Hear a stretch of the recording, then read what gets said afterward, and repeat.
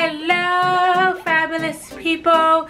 This is Teacher Melanie, Teacher Mom. Now, do you want to know how to effectively teach your online ESL students, or even your children for that matter, how to effectively read by using the proper phonics? Find out.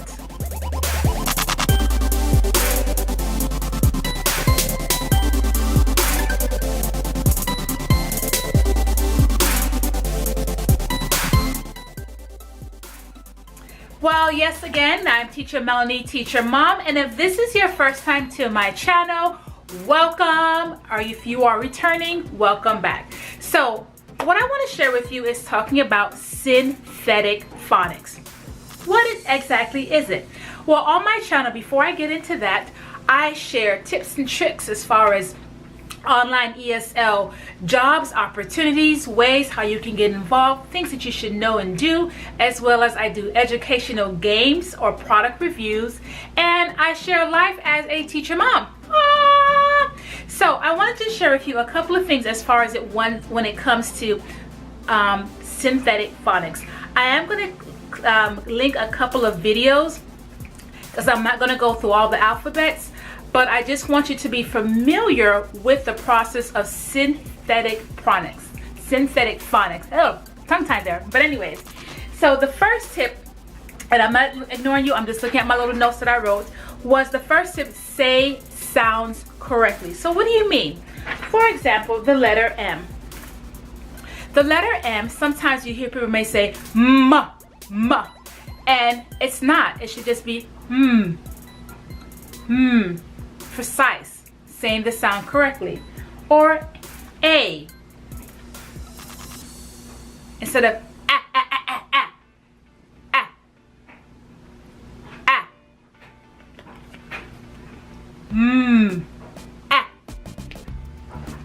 T, not t, but T, t. So when you're able to decode a word,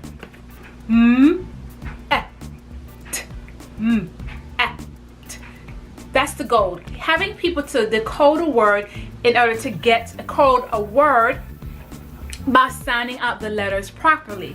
Next tip, number 2, linking sounds to letters. Okay, so that's what I was saying before, making sure that you're linking the sound of the letter properly.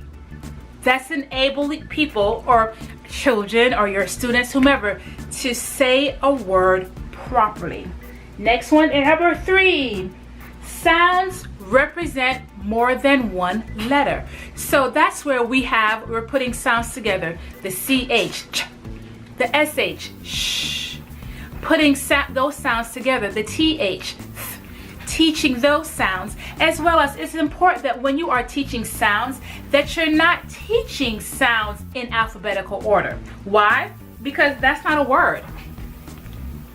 We don't see ABC here as a word, but MAT as a word. So not teaching them in order, but grabbing here and there letters in order to make a sound. Number 3, practice, practice, practice, and keep practicing. So you want them to continue to practice those sounds, how the letter sounds go, as well as the proper sounds. Okay, next, number 5, putting sounds together. Now they're able to decode how sounds are, be able to put those sounds together in order to make a word. Number 6, we know there's tricky words. Those often are called sight words. Now, it's great with sight words, and those can be used by flashcards. Games are great ways to teach sight words, because sight words can be challenging, especially, for example, the word said. It's not the way it's sound, and that's the tricky part with the American language. But if they are familiar with the sight words, they practice with them, then they're able to learn and read properly. Next, number 7, reading books. It's so important that you're able to read to your children or your students as well as they are reading back to you. Now, something that I like to do with my kids is I will write a sentence on crazy words, you know, G-A-T, M-A-T, and make it into a sentence that they're able to read it back to me and just play a game with that. Okay, so the words are silly. So what? But that's helping them decode using the proper sound that they've heard because we've practiced on reading, which also helps us when I'm reading to them. They hear how the words sound. It's building up their vocabulary and it's building up how words should be said. Next one, it should be number 8, using pictures. So oftentimes I will use, a lot of times, all of my flashcards has pictures on them. Why? Because if they're having difficulty sounding out the words, they know what the picture is. And they'll see, monkey. And so, oh yes, monkey. Oh, sounding out the letters within the words because they saw the picture. What they say, a picture says 1,000 words. That's what they said. Yeah, it's true. Okay, so here's A, acorn, ape.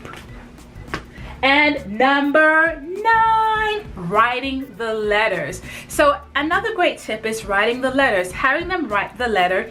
If they're writing the letter A, they're writing it. After they say it, say, write A. And they write A, and A, M, not M,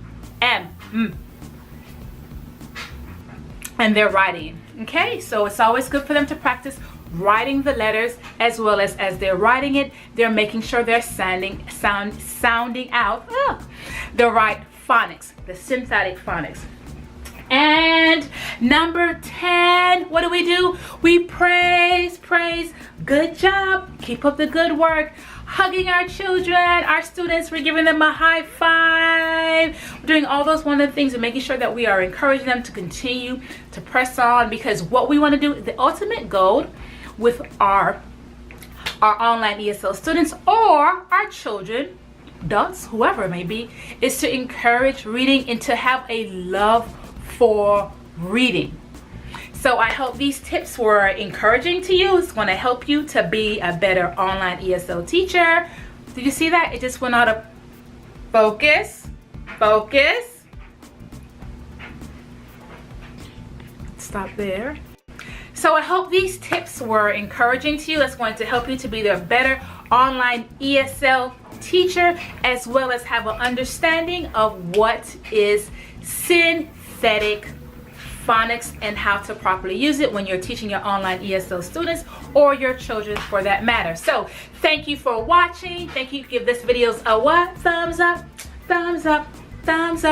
And don't forget to subscribe, and I will see you in the next video. I said the next video. Bye, fabulous people. See you next time. Doo.